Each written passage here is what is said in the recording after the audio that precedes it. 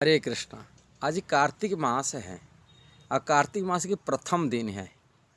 प्रथम दिन प्रतिपदा आज शुरू हुआ। आज ही कार्तिक मास की शुरुआत होता है। शास्त्र में कार्तिक मास को दामोदर मास ही कहा जाता है। दामोदर भगवान श्री कृष्ण, दामो मतलब रस्सी है, उदर मतलब उदर में रस्सी, ये लीला है। जसोदा माता भगवान श्री कृष्ण को अपने प्रेम की रस्सी में, जो भी वात्सल्य होते भगवान कृष्ण लीला मात्र उसको रस्सी में बांधे इसी महीना में, इसलिए उसको दामोदर भगवान कहते हैं। ऐसे ही संत भी मैं सुना हूँ,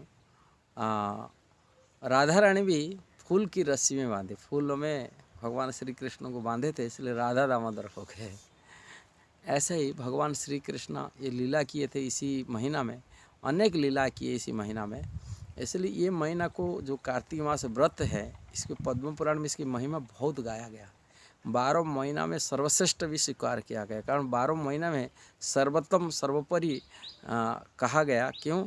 इसी महीना में भगवान अनेक लीलाएँ किए, गिरिराज धारण किए, गोवर्धन धारण किए, और इसी महीना में दामोदर रस्सी की लीला हुई थी, माखन चोरी लीला होता, दीपावली की हो उत्सव मनाए थे।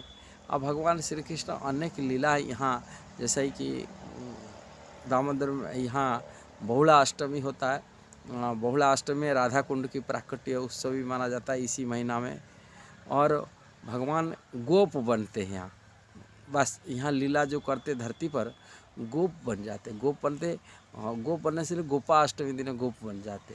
और इसीलिए बसंती जो शरद कालीन रास लीला इसी में शरद पूर्णिमा से शुरू करते हैं, और ये शरद पूर्णिमा की रास लीला की उत्सव मनाते हैं। भगवान यहाँ शरद लीला जब किए थे ब्रज में, सबसे सर्वोपरि उज्जवल रस का था, उन्नत रस की लीला किए है। इसलिए ये दामोदर मास माने कार्तिक मास में भगवान ये लीला किए। ब्रज प्रियंगा ब्रज की उनकी प्रिया के साथ में जो लीला किए, तो भगवान बांसुरी बजाए, जिसी बांसुरी में सभी चीज़ परिवर्तित हुए। माने जो पत्थर होता है वो पिघलने लगता है, जो पानी होता है वो जड़वत हो जाता है, और जमुना पानी उल्टा बहती है, और जो सूखे सूखे पेड़ है उसमें पत्ता सब निकलते हैं, और जो स्थावर में स्थिर चीज़ होता है वो चलने लगते से सही। जैसे स्थावर पहाड़ भी पिघलने लगते हैं, मन प्रेम से भगवान अपनी पैर रखे इसीलिए पत्थर के। और जो जंगम वो भी जंगम जो हो गए, जैसे जंगम घूमने फिरने वाले वो स्थिर हो चुके थे भगवान की बांसुरी से।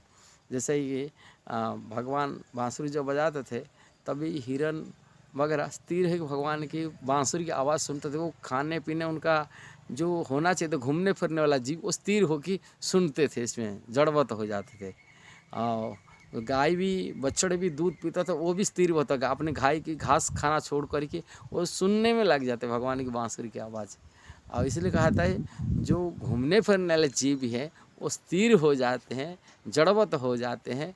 और जो जड़वत चीज़ है वो जैसे पानी नदी का धर्म होता बहना चाहिए, वो न बह करके वो स्थिर हो जाता था, एक जगह स्थिर होकर रह जाता था। ये जो नदी का जो है घूम जाना है वो स्थिर घूमने वाला बंद हो गया। ऐसे ही परिवर्तित होता है भगवान की रास लीला में। और इसी महीना में उनके ठाकुर जी की तरह तरह लीला हुई है।